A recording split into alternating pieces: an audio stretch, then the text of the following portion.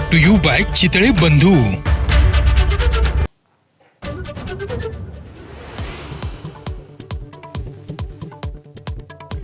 स्थानिक स्वराज्य संस्थांच्या निवडणुकांना आव्हान दिलेल्या 28 याचिकांवर आज मुंबई उच्च न्यायालयात सुनावणी। मतदार यादी, सीमांकन आणि प्रभाग आरक्षणाला आव्हान। नागपूर, औरंगाबाद खंडपीठातल्या याचिकाही मुंबईत वर्ग।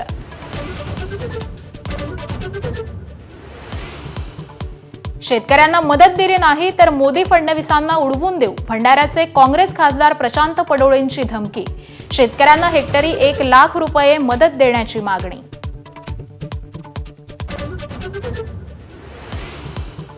निफाडमध्ये द्राक्ष बागायतदाराची आत्महत्या। पावसामुळे बाग संकटात सापडल्यानं कैलास पागव्हाणे नावाच्या शेतकऱ्यानं मृत्यूला कवटाळलं। नाशिक जिल्ह्यात 60 ते 70% बागांना अतिवृष्टीचा फटका।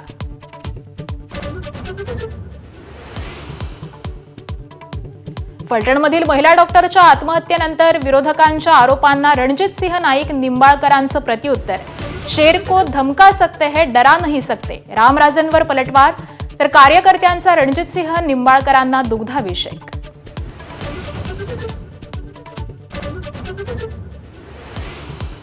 फलटणमधील महिला डॉक्टरला न्याय देण्यासाठी राज्यभरातील डॉक्टर संघटनांचं सलग दुसऱ्या दिवशी आंदोलन। आज ओपीडी आणि इतर सेवा बंद राहणार। बिहारमध्ये पहिल्या टप्प्यातल्या 121 जागांवर प्रचाराचा आज शेवटचा दिवस। अमित शहा, नड्डा, राजनाथ सिंह, राहुल गांधी, अखिलेश यादवांच्या जाहीर सभा। मुंबईतील रोहित आर्य एन्काउंटर प्रकरण उच्च न्यायालयात। एन्काउंटर बनावट असल्याचं सांगत वकील नितीन सातपुतेंची रीट याचिका, तर माजी शालेय शिक्षण मंत्री दीपक केसरकरांचाही जबाब नोंदवणार।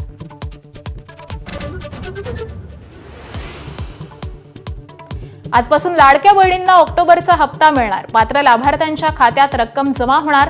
मंत्री अदिती तटकरेंची माहिती, तर 18 नोव्हेंबरपर्यंत ई-केवायसी प्रक्रिया पूर्ण करण्याचे आदेश।